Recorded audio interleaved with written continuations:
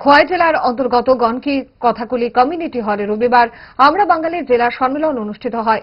এদিন জেলা সম্মেলনে প্রথমে পুষ্পার্ঘ্য অর্পণের মাধ্যমে শহীদ বেদিতে শ্রদ্ধাঞ্জলি নিবেদন করা হয়। তারপর শুরু হয় সম্মেলনের কাজ।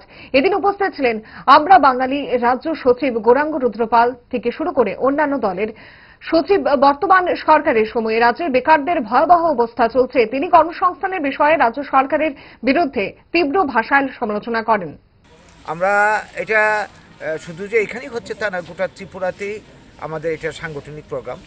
রাজ্য সম্মেলনের পর আমরা প্রতিটা জেলা সম্মেলনের মাধ্যমে জেলা কমিটি নতুনভাবে তৈরি করছি, তারপর ব্লক এবং নিচের লেভেলে আমরা কমিটি আমাদের স্ট্রাকচার আমরা তৈরি করব। তো আমরা বাঙালির সাথে যে ছাত্র যুব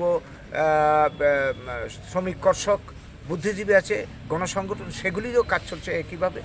আপনারা জানেন আজকে ত্রিপুরার যে পরিস্থিতি আমরা দেখছি, গোটা দেশের কথা যদি আমরা আলোচনায় নাও আনি, আমাদের যে রাজ্যের যে পরিস্থিতি সামগ্রিকভাবে একজন ত্রিপুরাবাসী হিসেবে বলতে পারি, ত্রিপুরাতে বর্তমানে বেকার সমস্যা তীব্র আকার ধারণ করেছে। লক্ষ লক্ষ বেকার ওভারেজ হয়ে যাচ্ছে, কর্মসংস্থান নেই।